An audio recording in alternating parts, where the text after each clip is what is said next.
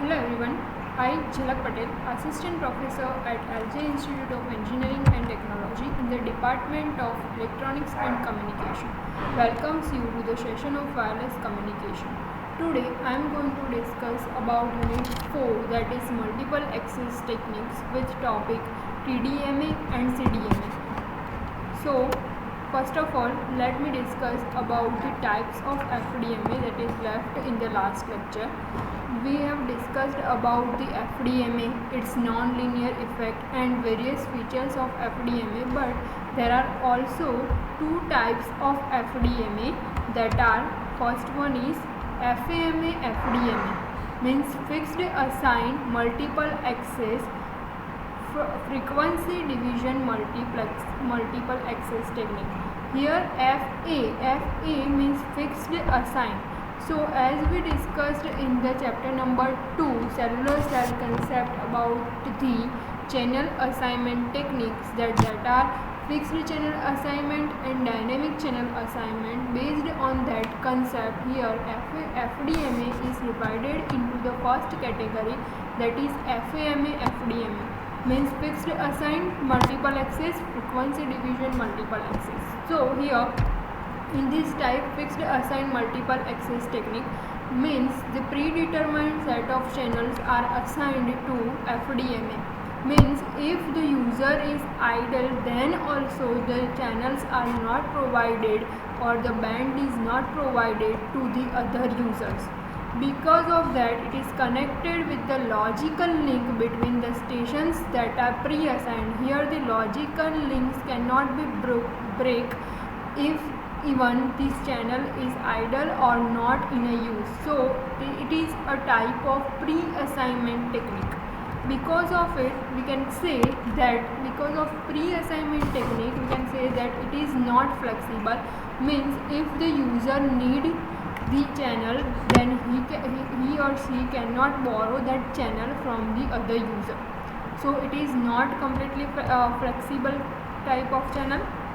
Second one is DAMA FDMA. DAMA means demand assigned multiple access frequency division multiple access. Here on demand assigned signifies that the allocation of channel on demand rather than continuously.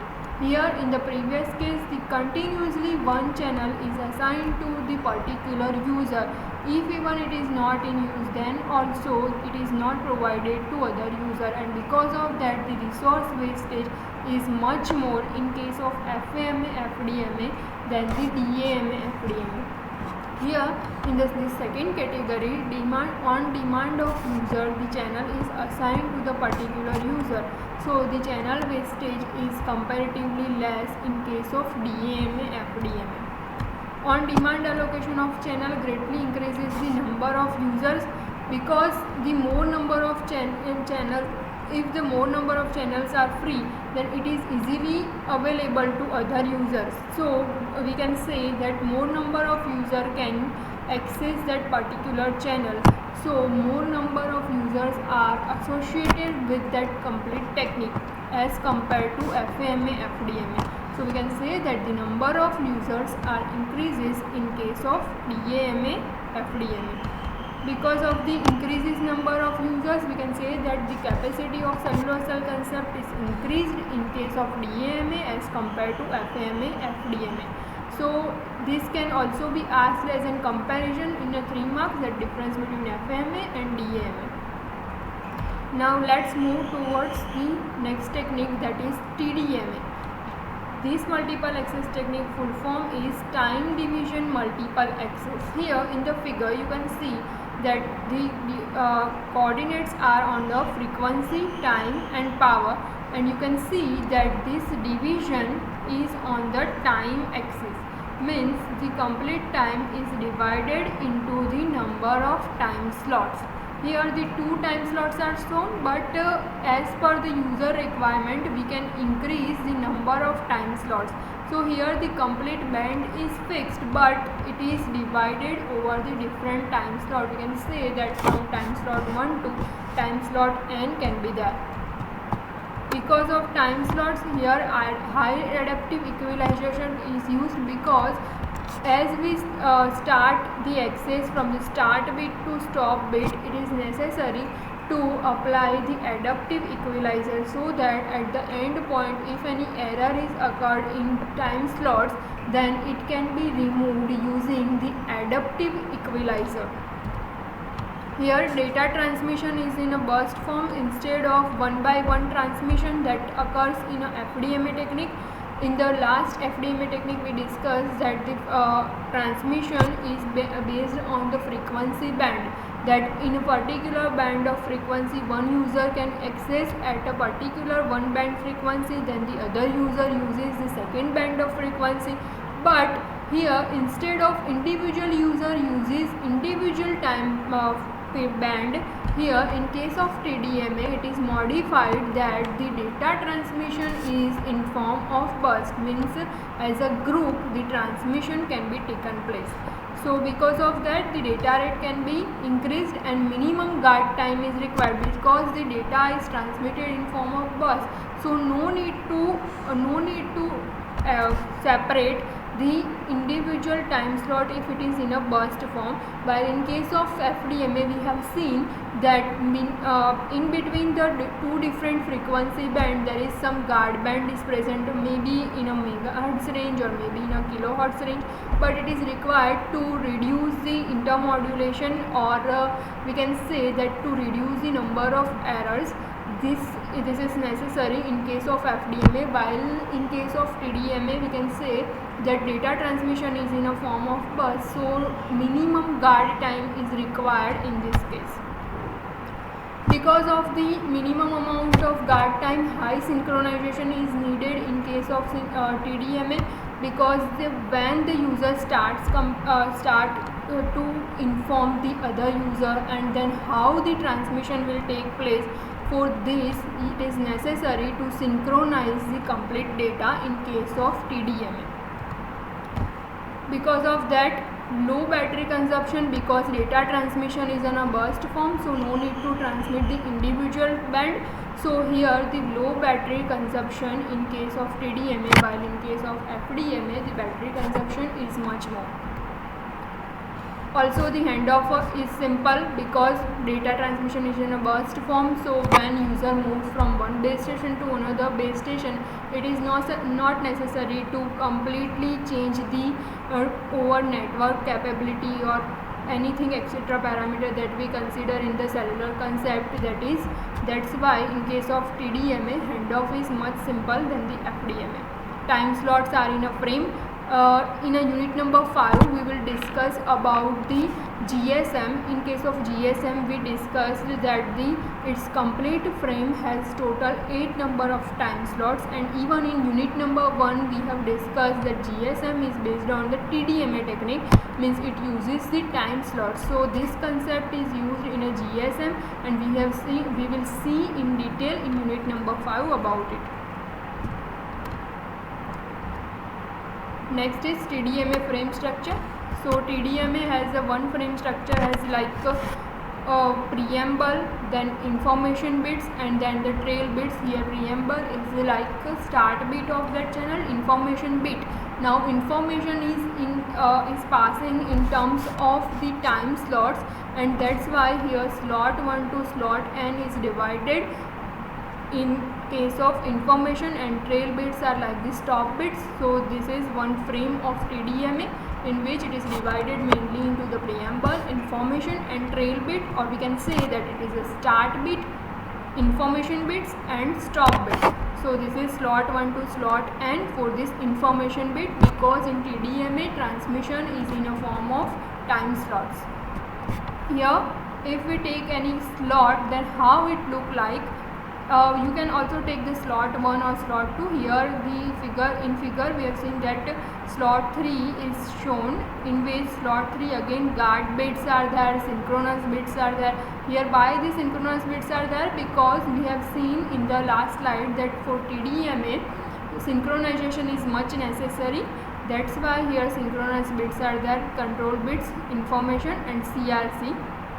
So this is one TDMA slot. Now this n number of TDMA slots will be will become the one frame of TDMA. Now this similar type of structure will be seen in case of GSM frame structure. In that case we will see that first the number of bits type structure or one time slot is shown, then one time slot will convert into the frame, then frame to super frame, hyper frame structure. So this can be also be asked in a 3 marks for TDMA frame structure. Now let's discuss about the number of channels. We have already discussed about the available number of channels in case of frequency division multiple access. Now let's discuss about it for time division multiple access. So number of channels is denoted by N is equal to M into BT minus 2 times B guard divided by BC. So now here if you compare the equation of the number of channels in case of TDMA with number of channels in case of FDMA, then you can easily note that here in case of TDMA this M is present, while in case of FDMA this M is absent. So the other terms are remaining same while in case of TDMA and FDMA, but in case of TDMA the M is there. So this M is nothing but the number of users, because in case of TDMA the number of user increases, that's why here the term small m is added. So here M is total number of or maximum number of TDMA users, BT is total spectrum allotted, or we can say that total bandwidth, 2 times B guard means guard band available or allotted, BC means channel bandwidth. So this is the formula for finding out the number of channels in case of TDMA. Now what will be the efficiency of the channel in case of TDMA?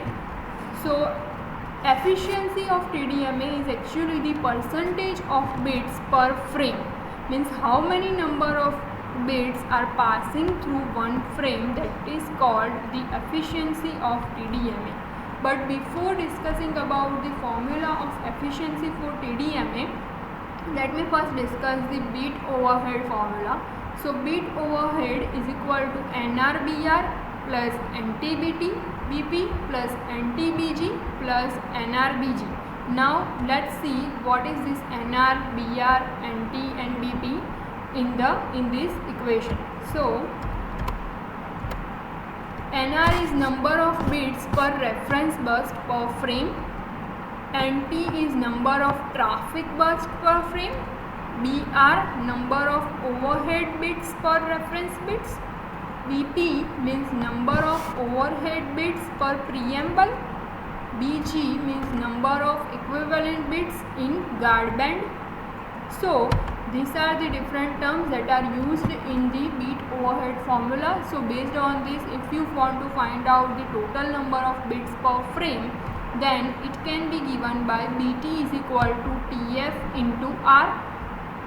Here R is the data rate, TF means total frame time. So you can also calculate the total number of bits. Now you can calculate the bit overhead using these all terms, and you can calculate the total number of bits using this equation of TF means frame time period and data rate. So using these two terms you can find out the equation of efficiency, that is denoted by eta F. Eta F is equal to 1 minus bit overhead upon BT means total number of bits into 100. So this is the equation of frame efficiency in case of TDMA.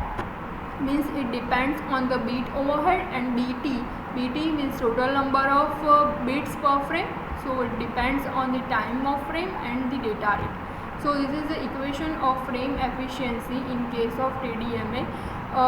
The numerical based on this equation can also be asked. Next is CDMA, means code division multiple access.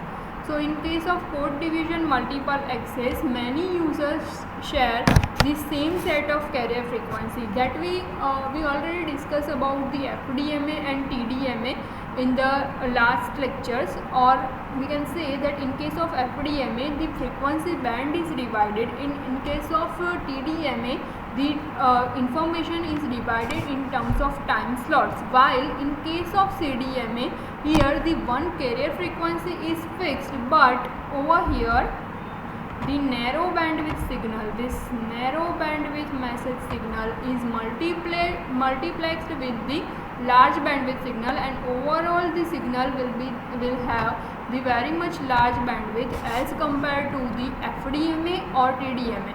Because of CDMA, the one concept that is unavoidable is called as a near far effect. Now what is this near far effect? So near far effect is due to the uncontrollable power, or we can say that unbalance of power between transmitter and receiver that will occur in case of CDMA. So this is generally not desirable term, because if unbalance of power will occur, then there may be a possibility to increase the intermodulation, and if the intermodulation increases, then we can say that interference, adjacent interference can also increases. So because if we want to reduce this near far effect, then you should reduce the level of interference, or you can either manage the power of the transmitter and receiver, because the near far effect will occur because of the unbalance of transmitter and receiver, and if you want to balance that power, then power control is necessary. Next is about CDMA has a soft capacity limit. Soft capacity limit means it depends on the number of users and interference, means as the number of user increases, then interference will increases in case of CDMA, and if the number of user decreases, then interference decreases, means users and interference is related with each other, that if users increases, then interference increases. So if you want to try this level interference to minimize, then you should also minimize the number of users. Here when this narrow bandwidth signal is multiplexed, then it produces one sequence that is called as a PN sequence. PN sequence is called as a pseudo random sequence. Now let me discuss about the comparison between the TDMA, CDMA and FDMA. So these are the different parameters. Based on that we will see about the difference between FDMA, TDMA and CDMA. So this comparison is most important. It is asked in a GTU for around 3 to 4 times. It can be asked either in a 7 or 5 marks question. So first, FDMA, TDMA and CDMA, based on method, if you see that in case of FDMA, overall band is shared among the user, because one band is allotted to one individual user, then another band is allotted to other users. So we can say that overall band is shared among the many stations in case of FDMA, while in case of TDMA, time sharing will be taken place. Time sharing means based on the time slot, the division will be taken place. And in case of CDMA, sharing of bandwidth and time both is possible, because in case of CDMA, code is produced. Now the second parameter is synchronization. So in case of FDMA, it is not necessary. Why? Because individual user uses the individual set of frequency band, so it is not necessary synchronization at the end point. While in case of TDMA, data transmission is in a burst form, so where to start and where to end is necessary, and for that it is essential to synchronize the data. Again, in case of CDMA, it is not necessary, because in case of CDMA, pseudo random code is generated, and that's why synchronization is not necessary. Now code word. So in case of FDMA, it is not required, because the transmission is based on the frequency band. In case of TDMA, it is again not required, because the transmission is in a form of the time slots, while in case of CDMA, it is required because of the PN sequence code. Handover, in case of FDMA, hard hand off. So connection is first break, and then the new connection will be established. So that's why in case of FDMA the call blockage is possible in case of FDMA, while in case of TDMA soft handover, in case of CDMA also soft handover. So first the connection is built up and then the last connection will break. So this has a soft handover in case of TDMA as well as CDMA. Allotted bandwidth is same in all the three cases, 12.5 megahertz. Required channel bandwidth in case of FDMA and TDMA same, 0.03 megahertz, while in case of CDMA it is 1.25 megahertz. And that's why if you see the data rate of CDMA in chapter number 1, and that's why the data rate is more in case of CDMA, because the available channel is more in case of CDMA. Now based on these two parameter, allotted bandwidth and required channel, let's find out the another parameter, that is number of RF channels. So number of RF channels can be find out by using the number of available channels, these last 2 points, allotted bandwidth and required channel bandwidth.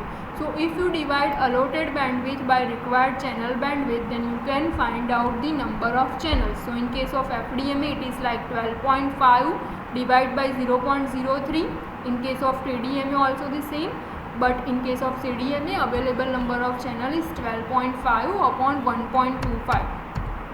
So in case of FDMA the number of available channel is 416, in case of TDMA it is again 416, and in case of CDMA it is 10. Next is usable channels per cell, it is 57, 57 and 8. Then interference effect, we will see about the interference in case of FDMA, that non-linear effect of FDMA. Because of the non-linearity, IM3 is introduced. IM3 is nothing but the intermodulation, and if the intermodulation occur, then it increases the interference. While in case of TDMA it is due to the in-current synchronization, and in case of CDMA non-linearity as well as non-synchronization is important. So if we talk about the system complexity, in case of FDMA it is lower because individual user provided the individual frequency band, and that's why it is not complex. While in case of TDMA it is in a burst form, so it is necessary for user to find out that where to start that and where to end it.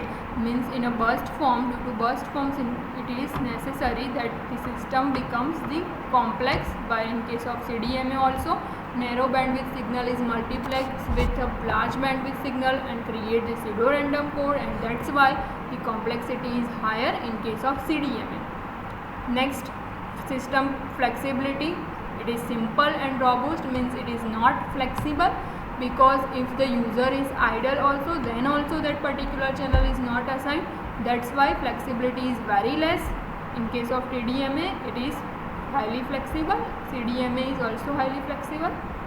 Sharing of resources, so it is not allotted, or we can say that sharing of resources is only possible when the demand access, multiple access FDMA is used. While in case of TDMA each user make use of non-overlapping time slots, so it is not fixed type of resource usage in case of TDMA. While in case of CDMA also each user has its own PN code, so no need to use the another PN code from the another user. So this is the difference or comparison between FDMA, TDMA and CDMA. In the next session we will discuss about the another technique, that is OFDM in detail. If you have any doubt or query up to this, you can ask me on my WhatsApp number. Thank you for watching.